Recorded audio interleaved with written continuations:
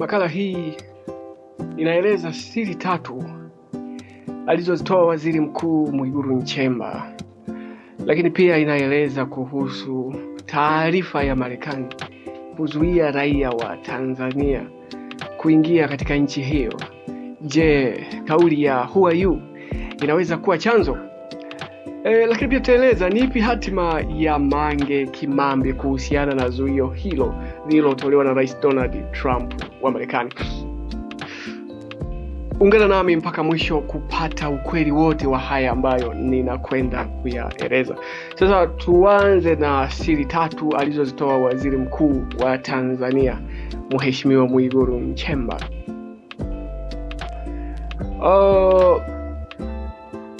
Mwigulu Nchemba ameeleza mambo 3 ambazo ni siri, sisi tunaziita siri.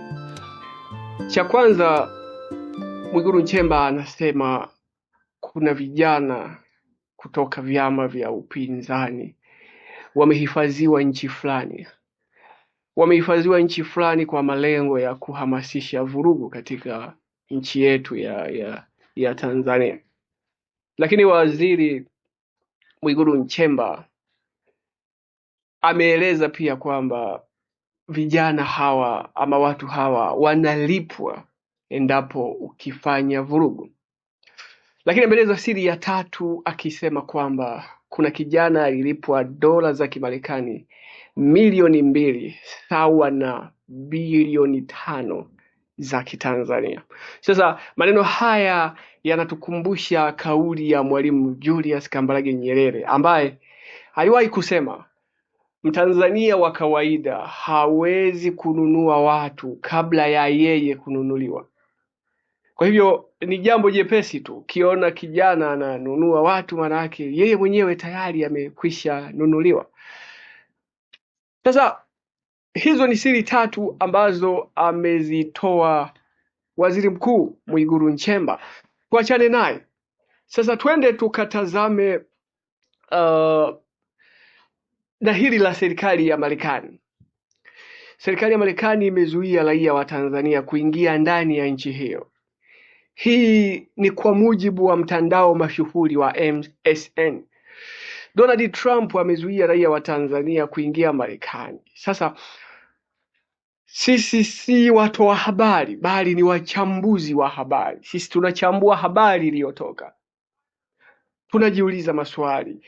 Sasa haya ni matokeo ya kauli ya who are you ama ni matokeo ya kilichotokea tarehe 29 Oktoba? Jibu lake kwa herufi kubwa ni hapana. Zuio hili halihusiani kwa vyovyote na mambo ya Oktoba 29 wala halihusiani kwa vyovyote na kauli ya who are you. Sasa sababu ya zuio hili ni nini? Serikali ya Marekani haizuii jambo bila kutoa sababu. Sababu zimetajwa. Zimetajwa sababu 2. Sababu ya kwanza ya kuzuia raia wa Tanzania kusafiri kwenda Marekani, sababu ya kwanza ni serikali kutotoa taarifa za wananchi wake pale zinapohitajika.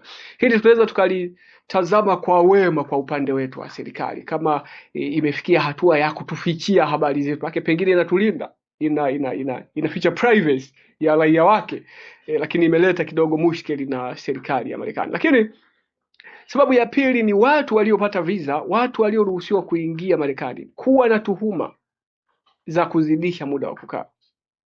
Kwamba kama mtu alipewa miaka 2, anaongeza mingine 3, anakaa 5, anakamatwa. Kwa kumekuwa na tuhuma hizo nyingi, watu kuzidisha muda. Watu wanakaa kwa muda mrefu. Kwa hiyo hizo ndio sababu 2 ambazo zimetajwa na serikali ya Marekani. Kwa hivyo vyote vile hazihusiani na kauli ya who are you. Rais Samia Suluhu amefanya na anaendelea kufanya bidii kubwa kuhakikisha Tanzania haivunji uhusiano wake na nchi ya Marekani. Amehakikisha kwa kuchukua hatua nyingi ambazo amezichukua. Mojawapo ya hatua hizo ni kufanya mazungumzo. Tumeshuhudia Rais Samia Suluhu tarehe 8 kuelekea tarehe 9 Disemba alifanya mazungumzo na kiongozi mmoja wapo katika nchi ya Marekani. Lakini ukiachilia mbali hilo la mazungumzo, nchi ya Tanzania imeendelea kueleza ukweli kwamba kilichotokea tarehe 29 Oktoba kwa asilimia kubwa kilipotoshwa na vyombo vya habari vya kimataifa. Kwamba vyombo vya habari vya kimataifa vilichangia kwa msingi mkubwa kabisa kupotosha habari hii. Kwa hiyo Rais Samia Suluhu anafanya bidii kubwa sana kuhakikisha Tanzania haivunji uhusiano wake na Marekani. Lakini anafanya yote haya huku akiwaambia ukweli. Who are you? Nyinyi ni kina nani? Sasa zuio la nchi ya Marekani kwa raia wa Tanzania kuingia Marekani ni partial, ni temporary, ni la muda tu, na linaweza likaondolewa muda wowote. Sasa watu wanauliza, kuna zuio hapa limewekwa.